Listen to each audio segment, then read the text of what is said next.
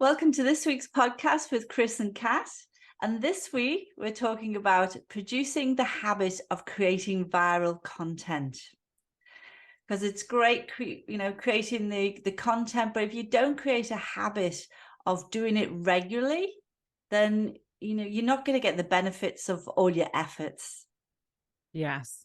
And I think part of the thing is sometimes people will go half the way and then they won't finish the final step of posting it, or, there'll be bits missing from the overall habit. So, to make sure you maximize, and also people have to see you regularly. If you are just like one person that pops up, for a few seconds once a month, it's very hard to build that relationship with your clients, with people that are just passionate about what you're creating, whatever that is, what the message is that you've got to get out there, Yeah. So is it the mirror effect, the front of face marketing? So they keep seeing you and seeing you and seeing you. And then right. I know I've done it with people on social media and that I feel like I actually know them.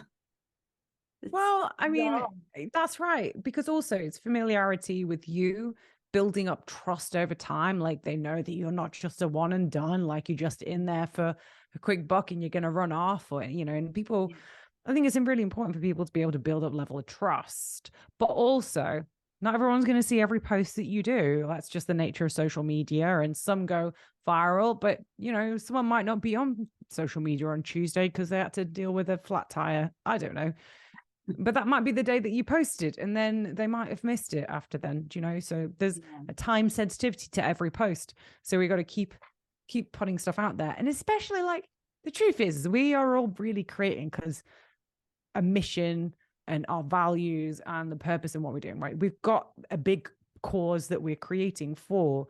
And that, even if it's not even just to share the art, it's to share what we believe in. It's so important. Yeah. So, but again, and I've fallen into this trap. And I think this is the first thing to talk about is it's easy to get into lulls where you don't post. And of course, I think it's fine to take breaks, but sometimes it can be hard to get back into it, Yeah. Having some structure around what you do. And I think as artists as well, we feel like we need, creativity in the flow. But this is a business side of running your business, really.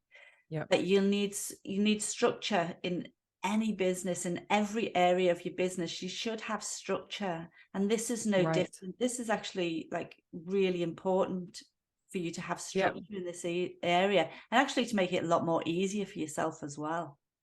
That's true. Because every business is true. Every business has a stream of people coming into the business in order to participate, in whatever type of business, whether it's service or a product or whatever. If it's a shop, you have your shop in a place where there's a flow of traffic and they are walking past your storefront. I mean, you make sure that you've got things in your storefront so that people can see. That's the same as putting out a post, right?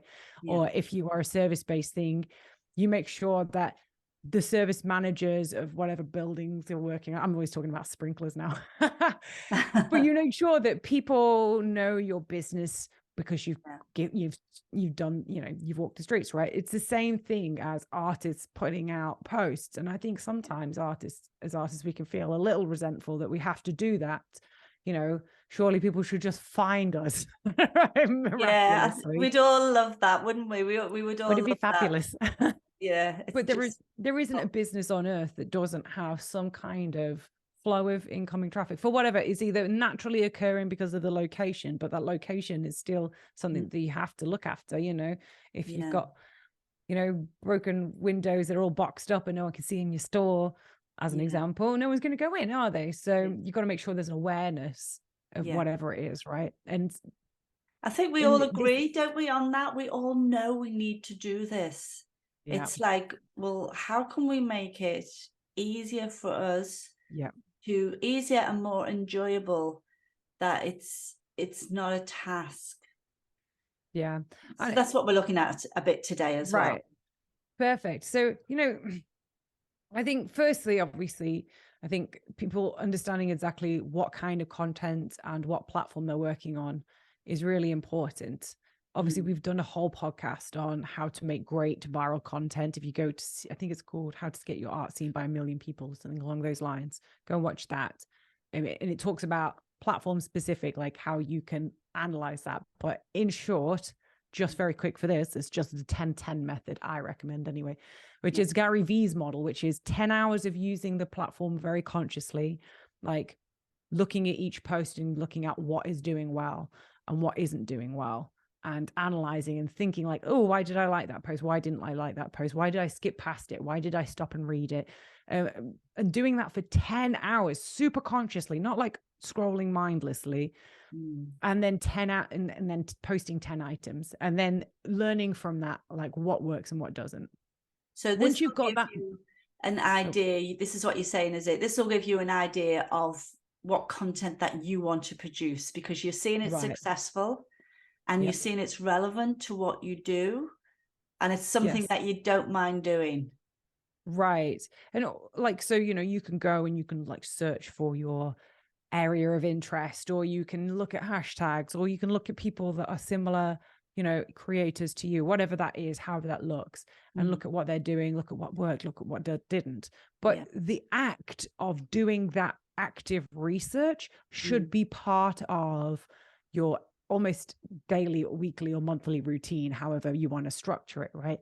The first point of any routine for making successful posts is actually understanding what works on that platform, because it changes, right? You know, Instagram came out and they did away with posting static pictures. I mean, when I say that, you could still post them, but they would get almost no you know, pickup. They've changed it back now a bit more. The static pictures are doing a lot better, so a bit of more of a mix, right? So you have to understand what they call the meta, which not specifically for Facebook, but it's just a term to say how things are done around here and what goes well around here.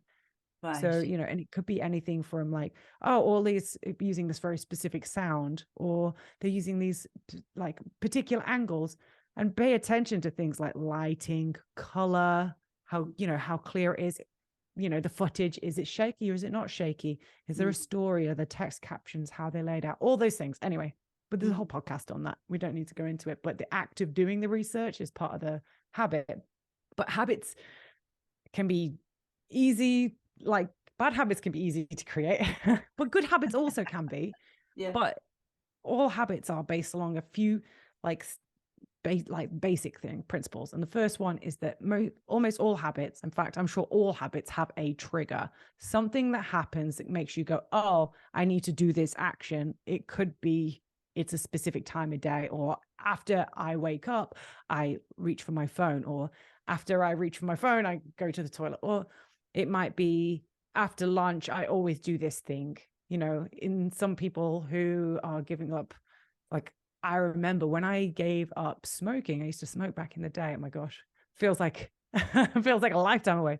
But if I drank, the habit would be I had a drink, I would then smoke. I can't even imagine doing that now. It's gross. No, gross. But the idea is linking an action that is the most consistent the action can be, the better. So something that isn't sporadic, you know, you don't necessarily want to find a trigger point to do this particular stuff when it's like, oh, it only happens once in a blue moon. Do you know what I mean? and producing a habit as well takes time. It can take like say 60 to 90 days to build a habit. And so at first when you start, you just got to consciously sit down to do it. You've just got to go, like, as you say, like first thing in the morning, I spend an hour doing research on whatever platform it is. And that's what you do. So like defining what that is. So figuring out what it is. So it might be that you feel and it is the interesting thing is everybody's different. Some people are hyped up in the morning. Some people are hyped up at night. Some people have, you know, feel pumped of energy in the afternoon, and sometimes you feel flat. So depending on like your energy levels, also picking a time of day that's appropriate and trying to connect it to something. So for instance, and your trigger could literally be, I've set an alarm and at this time every day I go and do it. It's different for each person on what works. For me, it's like, it's not specifically time of day, but it's every time I paint, I do something. So I will like start the process by filming. So every time I paint, I will probably do the first like 15 minutes without any cameras because I have to get into it. Otherwise, it's too much of a, That's a really you good know how it idea. is, right? Yeah. And then I'll always be like, oh, and it's funny because it just pops up in your head. Like I'm like always like after 15 minutes painting, I'll go and do this thing. Mm. Now you can be the sort of person that sets a timer if you're like me, a bit ADHD and I'm a bit forgetful. So I will set a timer. I've got one of these little wind up clock things and I'll pop it on there and I'll do my painting. It'll go off and it'll remind me. I'll take a photograph and then I'll set up a camera and then off away I go. But however that is, whatever it is, it's like you've got to connect it with the action. And it's funny because it does become automatic. I've got this great story. So, and it was about making my bed in the morning. And I was the sort of person that hated routine because I thought that routine would make you boring and close to death because my mom, bless her. I know it sounds terrible, but my mom used to, she used to look after old ladies and she used to look after these lovely old ladies and they had like these extremely like set rigid routines. And I used to remember thinking as a kid, like, God, it's so boring. Do you know what I mean? No change, no variation. But what I realize now is it's actually total freedom. So now you can think about something different. Anyway, so the thing was, I read this Charles Duhigg, I think it was Power Habit, amazing book, highly recommend it. Also Atomic Habits by James Clear is an incredible book. Like, oh my gosh, must read if you want to nail this. And so I was all hyped up after reading this book and I thought, right, I'll do this. I'll make my bed every morning and do the thing. And I made my bed and like, you know how you do, you forget. So you have to go back and it's okay if you forget. I would reword it and just say, hey, I remembered halfway through the day, of course, but I remembered I got to go do this thing. I'll go back and make my bed. And then, you know, there would be days where it just totally slips my mind as it does. About day 21, I thought, oh gosh, I forgot to make the bed. Went in and my bed was made. And I thought my partner has stepped in because he's obviously seen that I was trying to make my bed every day. So I thought, oh, that's so sweet of him. I'll go out and say thank you. And I went, oh, thank you so much for making the bed. I know that you've been seeing that I've been trying to make an effort. And he said, you're an idiot. I didn't make the bed. You made the bed. And I was like, me? I don't remember making the bed. And at that point, it was like this automatic thing that just fired off. And then I was like, wow, I was amazed. It was crazy. It was like some secret person had broken into my house and made my bed for me. But I realized then that you can do that with stuff that you're like, find challenging and making content and making any content, you know? Yeah. So creating the habit is first having the trigger point. This is when it happens. Either it's an action, it's a time, it's a particular situation. You know, sometimes people have bad habits, like they get stressed and then they eat. Obviously, don't do that one per se, but you know, find the habit, find the trigger point. For me, I would even go back to the planning stage. So if I want to do something like I've been painting my studio, rearranging all that, updating my website. So it's all of them was hard work. And I love to just, you know, given them to somebody else to do, but lots in my head and, you know, I had to do it myself. So from the planning stage, I knew by the end of the week, I wanted something done. So it went out further than that actually, because I had to get photographs done. I had to, you know, so I'm saying like it's not really like creating the habit because this was getting a job done, but it's exactly the same thing really, because I had a certain goal. So you've got a goal and you want to create so much content every week. So you want to create 5 videos and 10 shots or whatever that is. So it's in your planning for me at the beginning of the week to go, okay, I've got 10 of these to do and 5 of them to do. When am I going to fit that in? Where's that going to slot in? Awesome. So I start at the beginning of the week going, well, let's plan it. Stop planning it. Yeah. Stop Which planning is the it. habit, right? Is to which is sit the down and habit say, then let's plan. of planning my my social. So it's like, well, okay, I've done that this week. Did that work? Then I can review it and say, did I enjoy that? Did that work for me? Is that something I'm going to do again the next week? And then, as you're starting these things, I suppose it's constantly improving the, I hated last week. Last week was horrible. I had to do this and that. Okay, that's not working for you. Right. Let's look at it again. Like you said, I never thought of that, because I set my camera up when I start painting, and I can't get into the painting because it's my zone and the camera's watching me, and I don't like it. Don't like it, Kat. So it's hard. Yeah. So to actually, do all that, set it all up ready for me, and then just start painting and get into it and not have the camera on. And then when I'm totally immersed, I love that idea, because I think that would work for me. Oh, so I'm going to try that. Yay! Trial and error, isn't it, with these things? It is. You know what? And I can see how that would work for me. But it's also like the planning of the week before, of commitment that you're going to do it. Commit that you want this. I wanted this website finished within 2 weeks. I had photographs to get. My photographer was going away. I had to nail her down. And then, once you've done that, I wanted to see the results of it. Yeah. So it's having the commitment and the determination to keep pushing with what you're doing, because sometimes it's hard, isn't it? Oh yeah, I'm fascinated by this, actually. So I'm fascinated by your habit of planning. And because, like, here's the thing, the beautiful thing is that what works for one person doesn't always work for another person, but the principles are basically the same, right? Which is that you have a time and day where you sit down and plan things. And is that consistent every week-ish, roughly?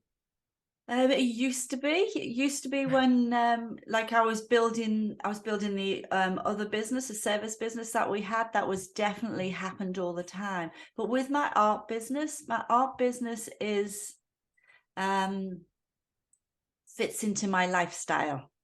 Love it. Yeah, which is absolutely a-okay. Yeah, that's fantastic. I'm at that stage in my life where I have the luxury of going, how do I want this business to look? I don't want it to look like the other business, because that took up 70 hours a week of my life. Ooh, this is not that. This is a passion. You've done your hard time. I've done all that. Got all the rewards of that to be able to enjoy this. So my planning, how does that eventuate? So is that something that you I would highly recommend, and this is something I'm going to commit to as well, is getting back to that. Because the planning doesn't mean that I have to, plan every hour of my day. It means like last week, I wanted I knew I had photography to get finished. The week after that, I wanted to implement the website. Next week, so I do sort of have a plan. Next week, I'm dealing with a photographer to learn to photograph my artwork. So I am moving forward with my plan. I do have a plan, actually. It's like in here, great. And I haven't wrote it down. Like, here's the thing, you don't always have to write it down, but you definitely have to give yourself time and space regularly to consider it, right? And and if you want the wheels to consistently turn, it's about creating some level of consistency, even if it is just, my thing is it's gonna be really crude, but like, the first time on Monday morning when I've just finished my coffee and I'm sitting on the bog, I don't think about it. No, it doesn't have to be that. It could be on a Friday night, I'm going to do a retrospective, and it's my time with a glass of wine on the patio, and I'm going to write down things that I want to do. And that's triggered by a little reminder that goes off in my phone to say, hey, do this thing, right? Or it could be whatever it looks like to you, but having some sort of consistency, whether it's planning. So for me, I have like set habits that happen on an action, like a trigger action. Like, so mine is when I do this action, I film it or I post straight after, which is often what I do, right? So 15 minutes into my painting, I'll start recording. And then when I finish my session, I will do a little post. And I will often do a little post to my personal private Facebook first, because it doesn't matter if I mess it up, if there's spelling errors, or if there's weird stuff or whatever, and I will just post it. And then I will in my case, I have an assistant, right? So they'll then post that onto my other channels, or I will take it and I'll post it onto the other channels, but I might edit it, based on that. But that routine really works for me as in order to create regular, consistent, good quality content. Yours, which is great, you create the plan and then you execute it almost in chunks. And we spoke to Maggie McDonald, and her podcast was amazing. And she was talking about literally she wasn't taking a week, she was taking like 2 or maybe even 3 weeks as a batch of, I am creating TikTok content, or am I making this kind of content. I wouldn't stretch out more than 3 weeks personally, because the meta changes. So what works and what doesn't work, it evolves, because that's just the nature of social media. But you have to find, each person who's listening will have to find what it is. You guys will have to figure out what it is works for you. And I think one of the first stops is just analyzing what is stopping you right now, and what are the physical blocks. And now the physical block or the psychological block or whatever it is, it might just be that I've never thought about creating a structure around how I create content, what it is that makes me do it regularly. It might be that you need some support. I use body doubles. So someone just even sitting next to me or working, they're not even working on my thing, but just so that we have this accountability time that we work on these things. They're working on something totally different, but we're both keeping an eye on each other. So considering what's stopping you right now is, I think, a really useful thing on figuring out, like, why isn't it working? It might be just, I've not yet got an environment that allows it. I've not got a light, or I've not got a phone, a camera. I mean, hopefully everyone's got all those things, but then you have to make different plans, because you can't photograph your artwork in your studio if there's not appropriate lighting. You might have to wait until, hey, like my friend Lanchin, who I absolutely adore, she has her process that every morning in sunrise, she goes out and she photographs her artwork. She gets some golden hour shots, but then early morning, the light pours into her apartment, because that's just the way that the windows are lined up for her when the lighting is best. So at that time, every day, she's taking photographs of her artwork, because that's where it looks nicest. You might have to be someone that goes outside. So figuring out the time of day or whatever it works, and then creating that as a thing you just do. And eventually it becomes so automatic that you don't have to think about it. And that is like the freedom part, because then you can just focus on making great paintings and figuring out what kind of content, rather than just like, oh, I've got to do it right now kind of thing. Yeah, because the content is really important as well, because it's it's no use just saying post every day and just get something out there, because we can be wasting our time with stuff it's not getting any traction at all. But that's where your research could come in.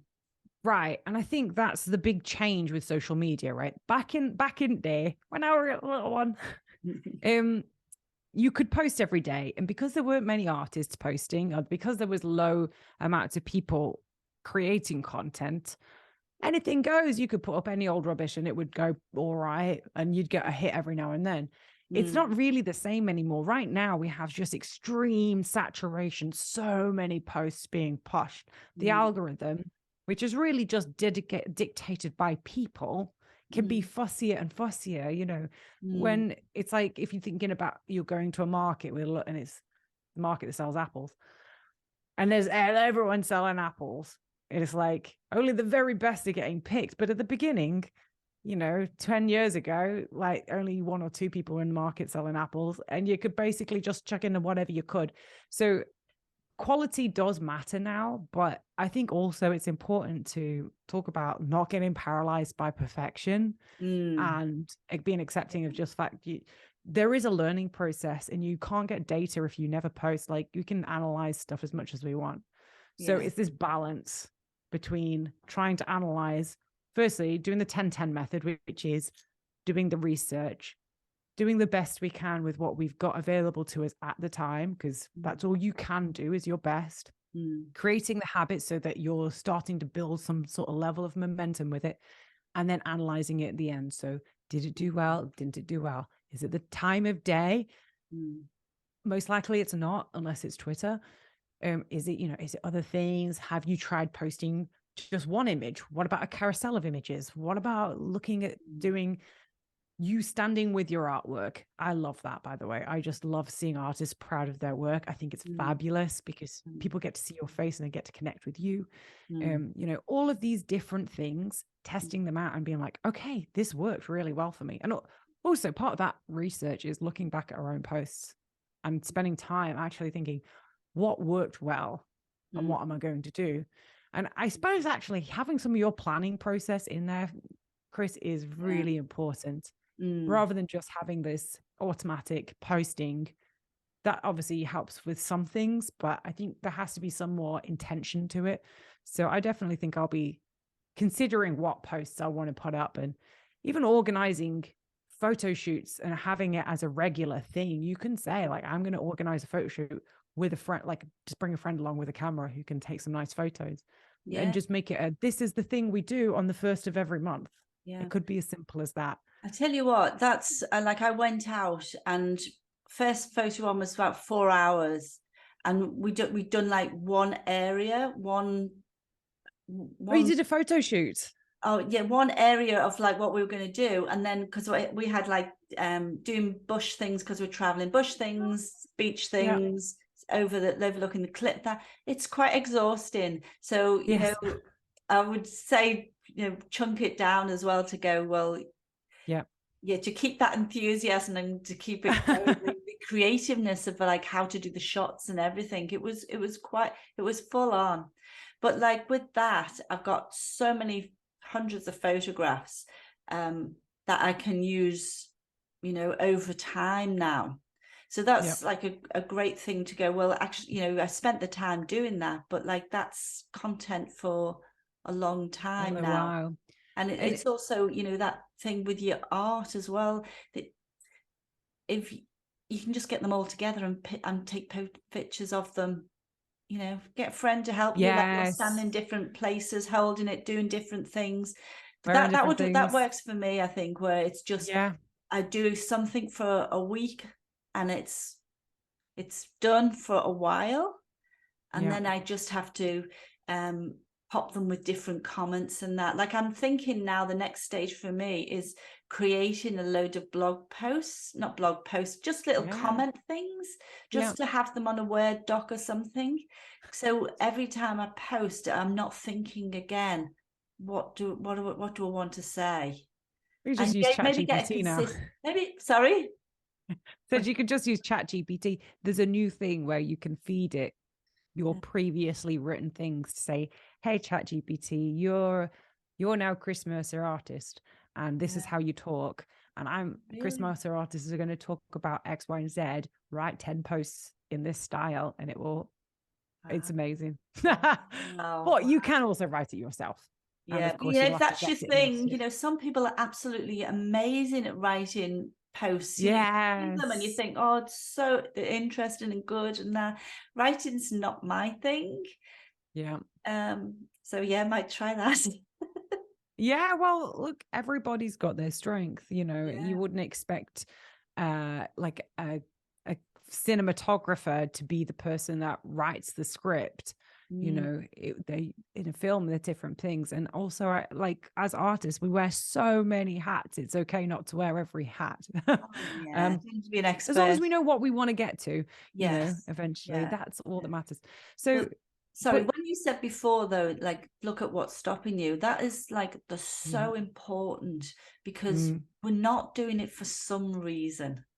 We're not doing it for some reason. So it's like, I'm finding my way with it, with like bulk things.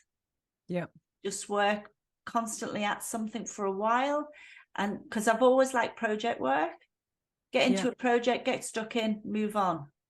And so this is like will really work for me. So it's like what is it that is stopping you? And really, Yeah. really think about that when you go to do it and you think, oh, I don't want that. What is it that what is that little thing in you?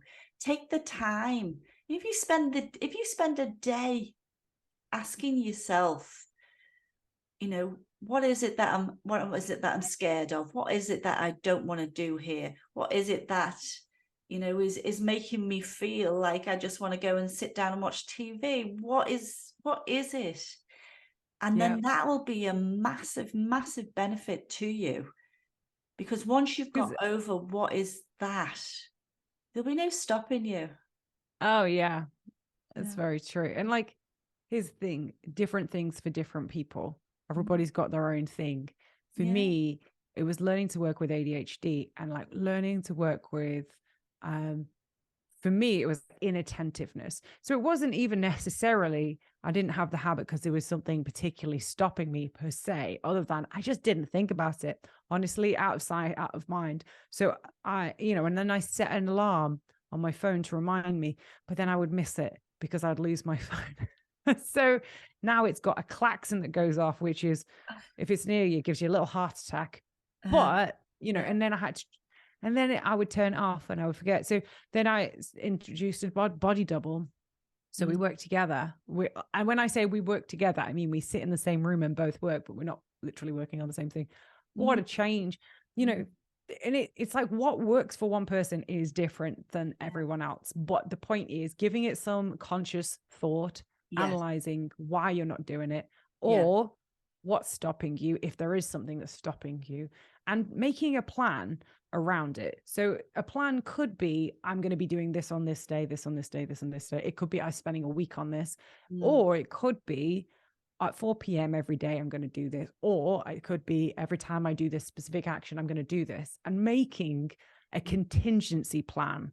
So the contingency plan, once you've done your main plan, is okay, I am going, and it's really helpful. It's been so helpful for me. So if you think about the context of, let's say, I want to walk every day and I want to make sure I do it every day. So I will link it to a behavior, which is, in my case, I've linked it to my dogs eating food, because they never, so I have to walk the dogs before I feed them and they never let up.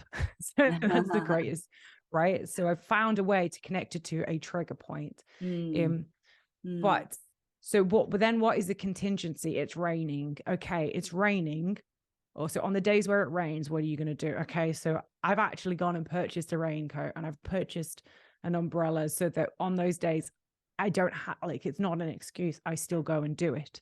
Yeah. So, yours might be, I would like to spend let's say a day doing this, but a contingency might be, I can't use the room that I normally use because my partner has to do a meeting or whatever it is. Mm. What do you do then? So it's like, okay, I'm on those days, I'm going to do it here.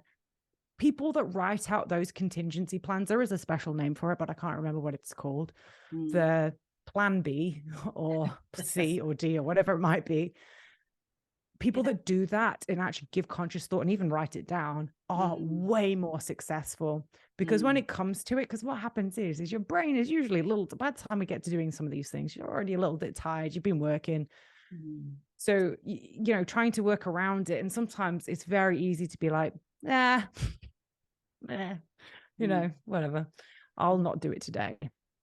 But if you have a contingency plan, go, oh, it's this thing. I have a scenario for this. I know what I'm doing. And if you don't have a scenario, your new habit could be every time that something pops up like that, you can write what would I do in this case if it pops up again? And then that's your new contingency plan that goes along with what you've got to do, right? It seems weird to actually sit down with a piece of paper and write this stuff out as an artist, but this is the stuff we do in business every single day.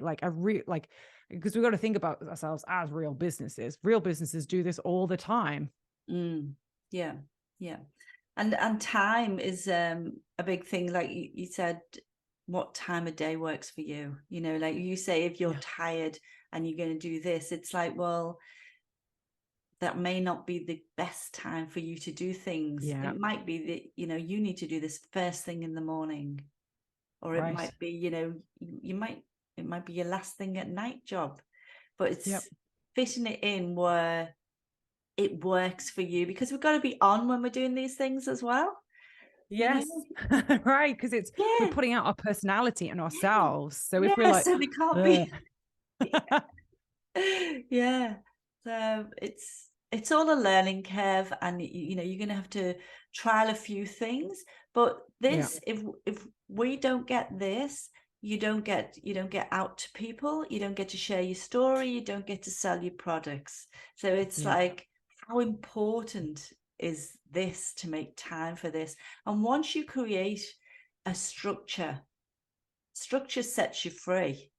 oh You know, gosh, 100%. you know, I think a lot of people feel like if they're disciplined and have structure, that they'll be inflexible. You know, you're not flexible to go with the flow with things, or things crop up. But if you have structure and discipline, it gives you so much more time to actually have more freedom. Because a lot of it's in here, isn't it? We're thinking about it all the time. Oh God, I must do that. Yeah, I should do that. You know, I'll get to that one. And that. So it takes up so much mental space that if you know, no, I can forget completely about that, because at 3 o'clock this afternoon, everything stops and I spend an hour doing that. So even the mental space that you release for our creativity it's priceless, really. So it's well worth the effort. I agree 100%. I think another thing about creating, or at least when you start creating a new habit, that makes it either stick or makes it easier to start, is just making it pleasurable or fun. At the start, because here's the thing, you have to start a habit before you can improve the habit, right? And I think like it's okay to have, like, and again, we spoke earlier about like not being paralyzed by perfection. Obviously you still want to do all the steps as best you can with what you've got and what you're capable of now, but making it fun is a really good way. So, and honestly, it might be something as simple as, I'm going to change the air conditioning, or I'm just going to burn a nice candle in here, or a wax melt for me, because I don't want to set the room on fire. Or whatever it is, right? Easy, because I've just done it actually with a microphone, because I had a microphone, got so many microphones, but it had a lead to my camera. So if I'm moving around, or, you know, it restricted me, and I just was filming without it, you know, and then I knew it wasn't the good quality, and so it spiraled me into like, oh, it's not worth doing it because the microphone's not going, and all this like, just go and get a Bluetooth. Just go and get a Bluetooth microphone, it's a little one. Then I can wander around, paint, and if I wanted to say anything, I can do that. So just little things like that was something that was stopping me, because I knew the quality wouldn't be good. If the quality is not good, what's the point of doing it? So it's like, well, fix the problem. Yes, 100%. So, but like this idea of removing blocks and removing resistance, right, on creating a good habit. And I'm quoting a lot of James Clear, Atomic Habits, here, because so much of that book is amazing. But so one of it is, he was talking about reducing friction, which is exactly what you're talking about. So he was talking about, he realized he was getting in the habit of drinking beer after work every day.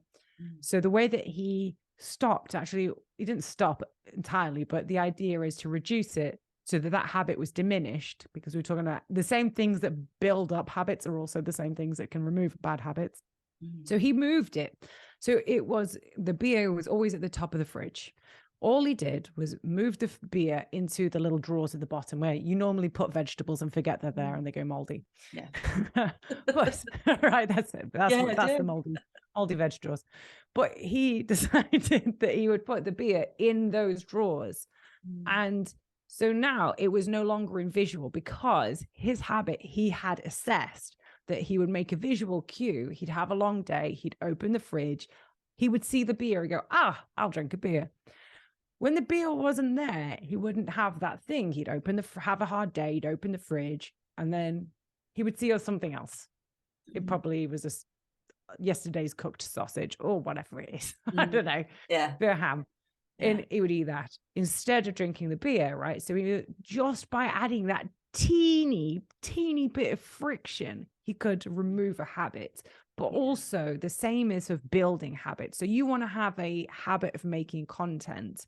It might be the case of just having a mic that is easy to operate, you know, and it just allows you to move. It might be, I have my camera set up and my microphone set up and it's just ready to go, right?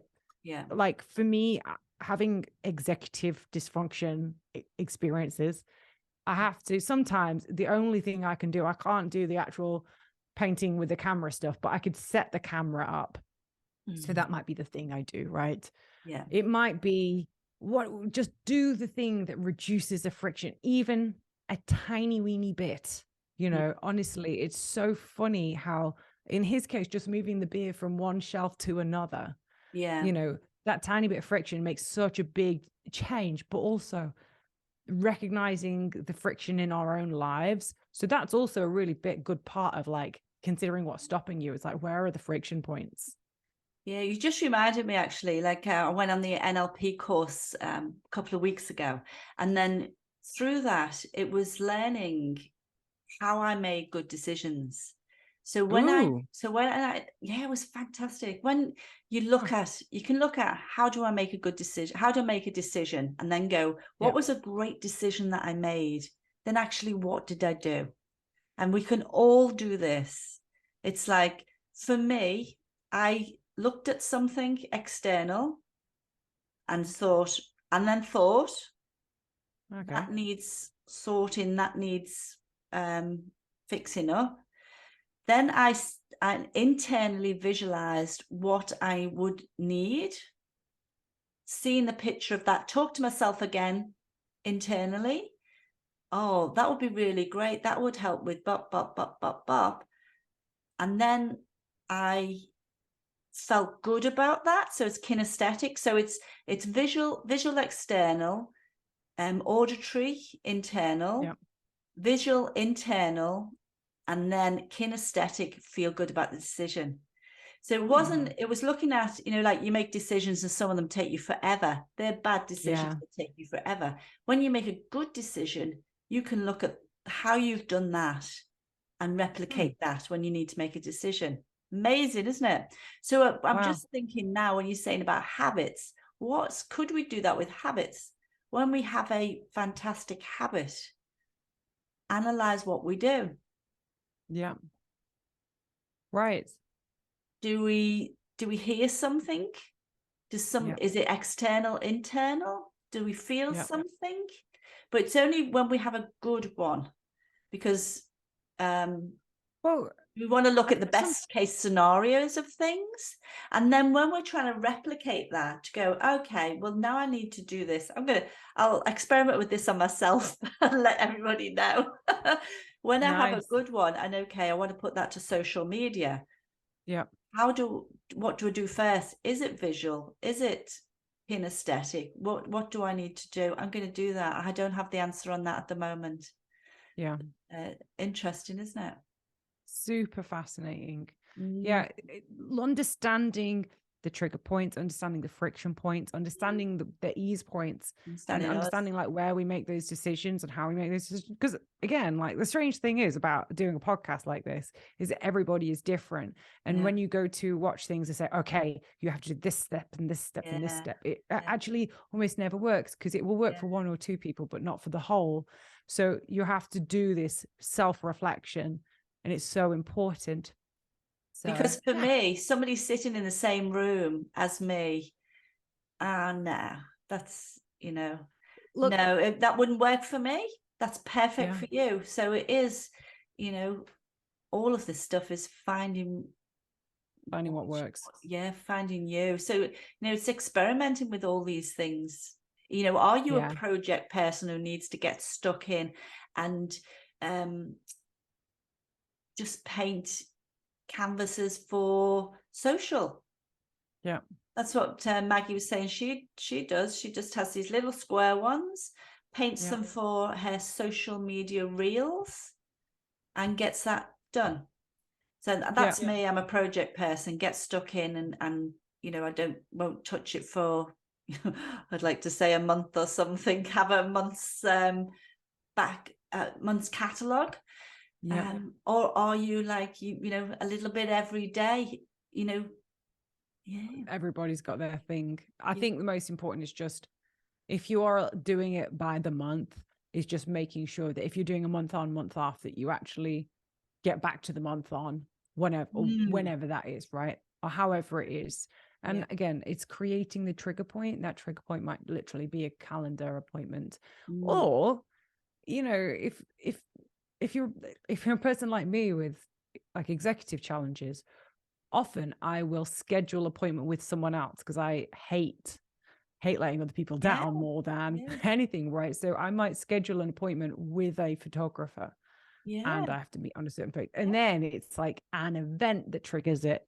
So there's loads of different ways of going about it. Even if you've got a friend, who can, just book it with a friend. Amazing photographer things and do that. Man, I'm really good with my diary. It's a paper diary, but I swear by my diary that I look at that every morning. I look at every morning.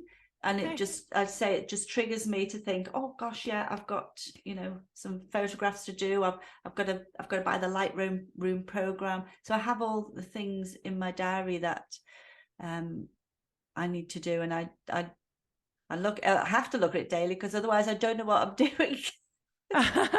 But that's good, because like a lot of us don't. I don't look at my diary every day, but I have scheduled things that go off and tell me to look at things.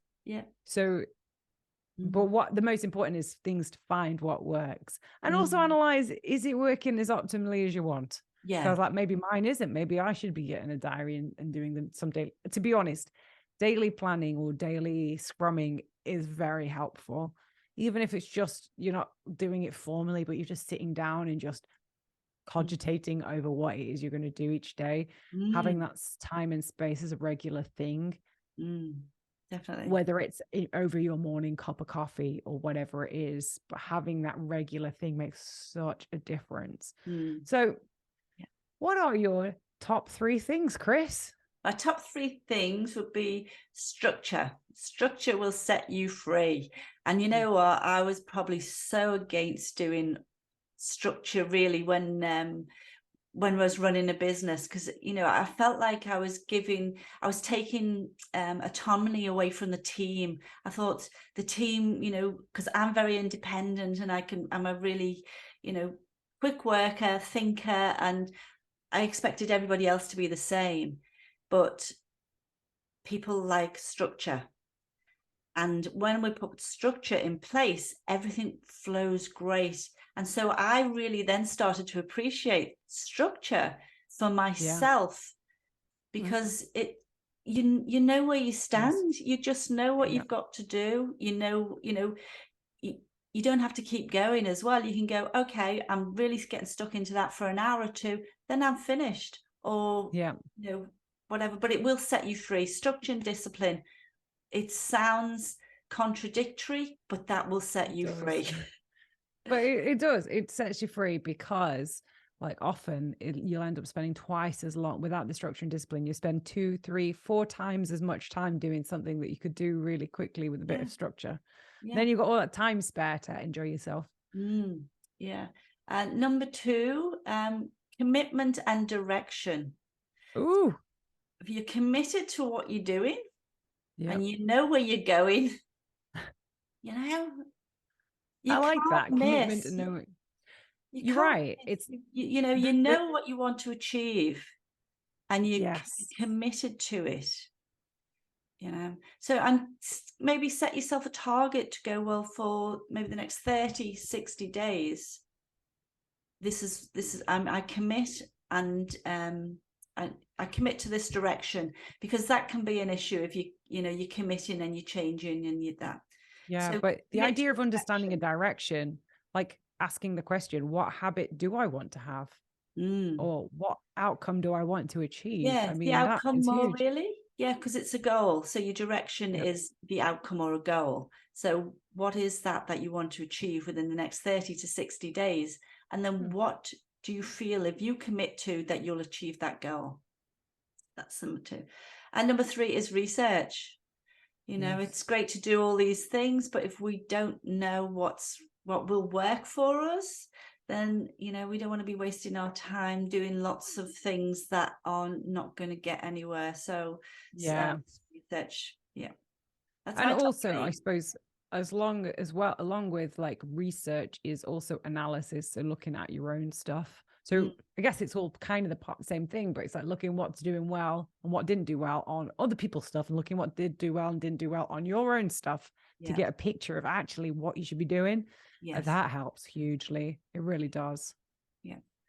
So my top 3. Okay. So again, I actually started with understanding research and analysis. So I put the 10-10 method. So, you know, spending 10 hours analyzing platforms, creating 10 pieces of content per platform. So you've got an idea of where you're starting, but having that in your plan. So when you're saying, hey, I'm going to make a plan for creating regular content, and it might be, okay, first thing I do is I spend an hour doing this 10-10 method, whatever that is. And the thing is like, you know, they say 10-10, but the 10 never ends, really. You're constantly having to spend time researching what is currently going on those platforms. Now, you don't want to get lost in the weeds, and that is why you need to make sure there's some structure around it, but that should be part of the plan. It's essential. Number 2 is just understanding how habits work. I would definitely recommend reading the book Atomic Habits by James Clear, but looking at how to create triggers, how to reduce friction, how to make them more enjoyable so you can do it better, but understanding what is the anatomy of a good habit. And you know, it's all the things we've mentioned already, but if you want to read in absolute depth, I highly recommend it. It's very life-changing once you realize, because this is stuff about your human brain that I feel like everyone should be taught, but almost no one is. Yeah. You know, it sounds good. And number 3 is finding what works for you. So it might be having someone booked in to body double with you. It might be, which is the act of someone. It could even be someone on a call. You might find that you can be on a call and you can do your whatever, and you don't even have to necessarily be talking to each other, but it's just presence of someone. It might be the thing that helps you. It might be time of day. It might be that you just want to do a project-based thing. It might be that you just want to do a little bit every day and chip away at it. Whatever it is, you've got to work out what is working for you and what doesn't work for you as well. Like what is stopping you? Because there's that idea of, I think there's this story of the guy that 2 people that go and chop down trees, and then halfway through, one guy takes an hour break, and then he always ends up cutting more logs. And the other guy goes, how'd you do it? He says, well, I spend that 1 hour sharpening my axe. And honestly, it's about understanding what works for you. Nice. And everybody is different. And also what works for your platform, what works for your audience. But, you know, those things and I mean, I guess that's technically the same as number 1, but 1 is more about researching the platform, and number 3 is more about learning what you're good at, learning what works for you, and learning what your trigger points are, because again, like everybody's a little different. So there's my top 3. Anything else you'd like to add, Chris? No, that's great. Thanks. Awesome. Well, everybody, ask us in the comments below if you have any questions about, or you want to tell us about the habits that you're creating as well, or any of your challenges that you want to have feedback on. As always, the social links are down below. Make sure you follow us so that you can miss all future episodes, so you can catch all our future episodes. Oh my God, I'm falling over the words. Next week, we are going to be interviewing Amy Murphy from Accent Framing and Fine Art about how to frame your art to make it look amazing. And yeah, I'm excited. It's going to be amazing. So if you have any questions also for Amy for next week, just let us know. As always, keep creating, and we will see you next time. See ya.